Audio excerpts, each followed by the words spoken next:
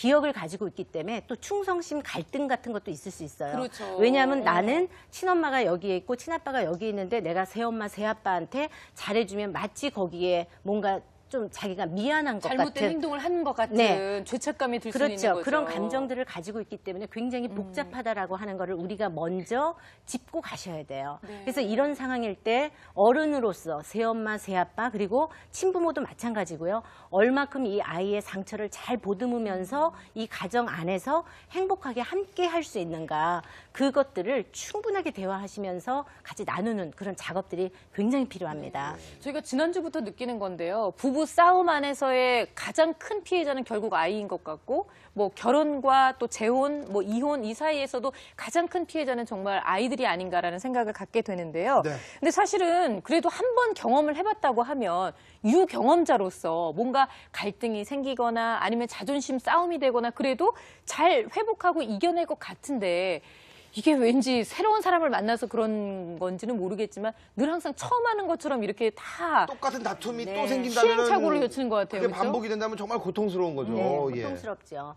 그런데 또 어떤 문제들을 또 조금 더 짚어봐야 되냐면 자기 자신을 충분하게 검토하는 시간도 왜 있어야 되냐면 네. 사실 이혼이라고 하는 것이 문제가 일어났을 때 문제 해결을 제대로 하지 못하는 상황에서의 이혼이거든요. 네. 그렇기 때문에 똑같은 문제가 발생됐을 때 이번에는 내가 어떻게 요거를 대안을 가지고 문제 해결을 할 수 있는가에 대한 자신감이 좀 있으셔야 되죠. 그리고 두 사람 간에 충분한 애정 확인과 대화로서 뭔가 풀 수 있다. 우리가 문제 해결을 할 수 있다라고 하는 어떤 이 기대감 내지는 어떤 이 믿는 어떤 신뢰 같은 것이 네. 정말 절대적으로 필요합니다. 재혼 가족에서는. 그래요. 예. 상처가 많았다고는 하지만 어쨌든 이 부부가 다시 이렇게 아름다운 결혼 생활을 계속해서 유지해 가려면 어떻게든 솔루션을 또 주셔야 되잖아요. 네. 행복을 찾기 위한 방법 알려주세요, 선생님. 네. 이 재혼 부부에서의 이 갈등을 이 부부는 부부가 각자 바라는 이제 배우자 이제 상이 있는데 네. 이거는 전 배우자하고의 관계에서 어떤 상처가 있는가에 대해서 충분히 탐색하도록 도와드렸고요. 그리고 서로가 바라는 부분들이 있어요. 이 리스트를 이제 좀 작성을 해가지고 집안일을 좀 도와줬으면 좋겠다든가. 네. 뭐. 이런 문제 해결들이 조금 일어나야 돼요. 그러지 않고 너가 나한테 좀 맞춰라. 이거는 문제가 해결될 수가 그 없습니다. 재혼까지 왔는데 또 맞추면은 진짜 그거는 화가 나는 일이죠. 그렇죠. 예. 그래서 함께 맞추는 노력들이 이제 그렇죠, 필요해요. 서로. 그래서 이제 부부가 정말 절실하게 원하는 부분이 무엇인지를 좀 들어줄 필요가 있고요. 네. 그렇게 해서 희망 리스트를 좀 작성하게 했어요. 그래서 목록으로 요거를 5개.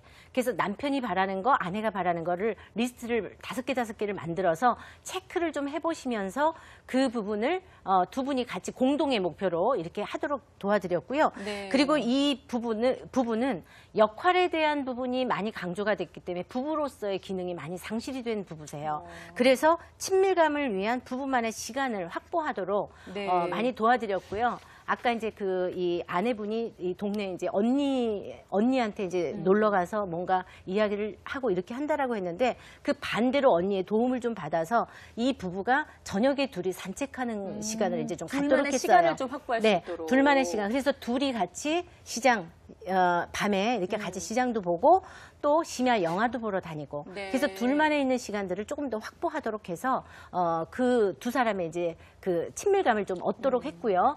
그리고 표현 자체가 이분이 애정의 표현이 별로 없었어요. 네. 그게 이제 가장 아쉬웠거든요. 그래서 출퇴근할 때마다 포옹하고 이렇게 하면서 잘 갔다 오라고 그리고 사랑한다고 이런 표현들을 좀 많이 하게 했고 하루에 한 번씩 미안해, 고마워, 사랑해. 요거는 문자 메시지든 아니면 직접적이든 한 번씩 꼭 한번 해볼 수 있도록. 그래서 두 사람이 내가 조금 사랑받고 있구나. 내가 존중받고 있구나. 내 배우자가 나를 많이 예뻐해주고 있구나라는 네. 인식을 좀 가질 수 있도록 많이 도와드렸어요. 근데 아이를 키우다 보면 아이한테는 정말 뭐 사랑해, 뭐 너무 이뻐, 미안해, 고마워 이런 얘기 진짜 많이 하는데 배우자하고는 그런 얘기를 별로 애 낳고 나서는 안 하게 되는 것 같아요. 그쵸? 그러니까요. 뭐 선물 하나 주거나 그러면 고마워 뭐 이러고 생활비 들어오면 고마워 뭐 이러고 그렇지 그게 않나요? 아무튼 다 모르지만 아주 작은 기억이 있는 거예요. 뭐 예를 들어 고마워, 사랑해 이랬는데 거짓말하네 뭐 이런데든가 빈말이지 이랬을 때 이쪽에서 하고 하다가 한 6개월 지났는데 크게 싸우진 않지만 네. 그냥 오늘 하루도 무사히 넘어가기를 하지만 난 물에 빠지면 당신을 구할 거야. 뭐 이런 마음만 있지 말하면 안 돼. 뭐 이런 게 그러니까요. 쌓이는 거예요. 아니 그러니까 확실히 사랑은요 표현하지 않으면 진정한 사랑이 아니라고도 하잖아요. 좀 표현할 수 있도록 노력을 많이 해야 할 것 같고요. 오늘 저희가 부부 극복 재혼의 이야기까지 함께 해봤습니다. 사실 뭐 위기 없는 부부는 없겠지만 위기 없이 쭉 행복하게 살 수 있으면 너무나 좋겠어요. 그런데 그렇지 않은 경우에도 우리가 또 얼마든지 행복한 재혼을 꿈꿀 수 있다는 것도 오늘 함께 알아보도록 했습니다. 상대방을 바꾸기 전에 어떻게 보면 내 자신을 먼저 돌아봐야 되겠다 이런 생각도 좀 들었습니다. 오늘도 함께 해주신 김숙기 원장님 그리고 김생기 씨 감사합니다. 고맙습니다. 고맙습니다. 다음 주에 뵐게요.